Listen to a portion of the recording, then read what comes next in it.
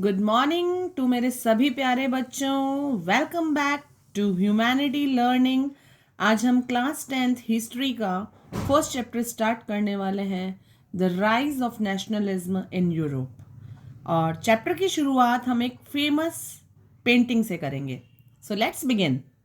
In 1848 there was a French artist Frederick Soriot। बच्चों 1848 की बात कर रहे हैं हम और बात हो रही है यूरोप की। इस समय यहाँ पर एक फ्रेंच आर्टिस्ट था, फ्रांस में रहने वाला एक आर्टिस्ट था जिसका नाम था फ्रेडरिक सोरियो।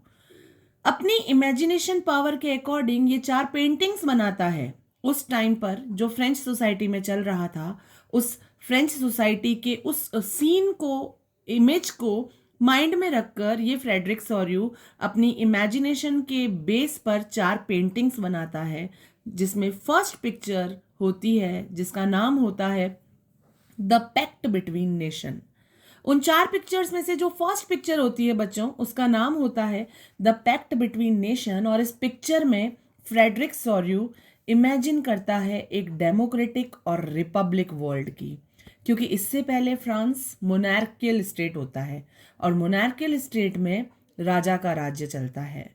मोनार्की बोलते ही उस वर्ड को है जिसमें राजा के रिश्तेदार या राजा के जो उत्तराधिकारी होते हैं वो राजा के बाद उसका शासन संभालते हैं। पिक्चर में फ्रेडरिक सोरियो इमेजिनेशन के अकॉर्डिंग उस मोनार्की से परे एक डेमोक्रेटिक और एक रिपब्लिक वर्ल्ड को बनाता है। यहाँ इस पेंटिंग में सबसे पहले एक स्टैच्यू ऑफ लिबर्टी है जो फ्रीडम को शो करती है, और जिसके एक हाथ में तो फ्रीडम को रिप्रेजेंट करती है। तो ये जो स्टैच्यू ऑफ लिबर्टी है बच्चों, उसके एक हाथ में है टॉर्च ऑफ एनलाइटमेंट यानी ज्ञान के प्रकाश की रोशनी, और दूसरे हाथ में है charter of rights of man, आदमी के अधिकारों का घोषणा पत्र। इस तरह से ये जो लिबर्टी ऑफ स्टैच्यू जो है पेंटिंग में, वो फ्रीडम को रिप्रेजेंट करता है। In one hand she holds a torch of enlightenment, in the other hand she holds the charter of rights of man। Student, torch का मतलब है नॉलेज और awareness, and charter of rights का मतलब है सबके लिए इक्वल राइट्स। वहीं ये जो फ्रेडरिक सोरियो था ना बच्चों, ये केवल एक पेंटर ही नहीं था या केवल एक आर्टिस्ट ही नहीं था, एक ड्रीमर था। उन्होंने पेंटिंग के थ्रू फ्यूचर का यूरोप इमेजिन किया था, और उसके बाद जो पेंटिंग उन्होंने बनाई वो केवल एक तस्वीर नहीं है, ये एक मैसेज है फ्रीडम का, इक्वालिटी का और नेशनलिज्म का।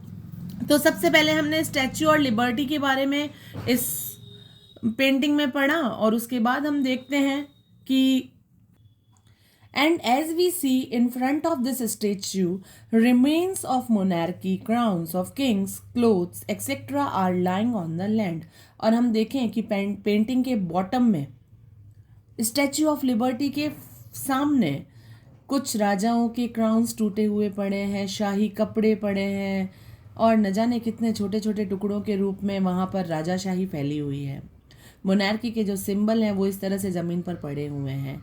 ये दिखाता है कि यहाँ पर मोनार्की का एंड होने वाला है।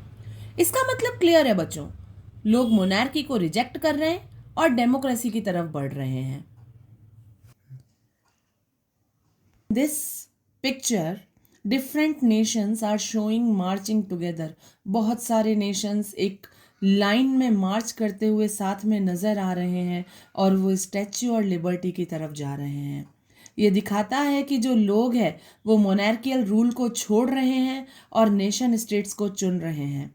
यानी स्टूडेंट्स, ये एक जर्नी है स्लेवरी से फ्रीडम तक। So, Jesus Christ and angels are shown in the sky. They are giving blessings. It shows that this movement is right and moral।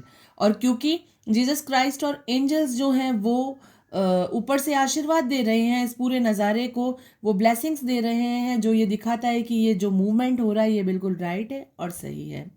Artist यहाँ ये बताना चाहते हैं कि फ्रीडम और नेशनलिज्म एक होली और जस्ट कॉज है।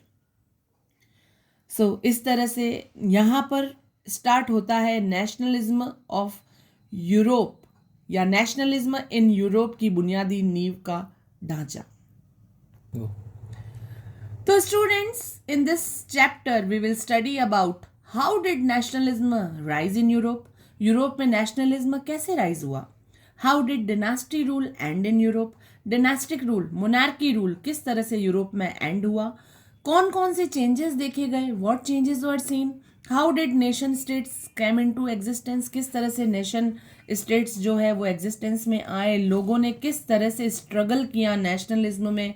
तो इस चैप्टर में हम वही सब पढ़ेंगे जो फ्रेडरिक सॉर्यू ने अपनी पेंटिंग में इमेजिन किया था। तो स्टूडेंट, ये था चैप्टर का इंट्रोडक्शन।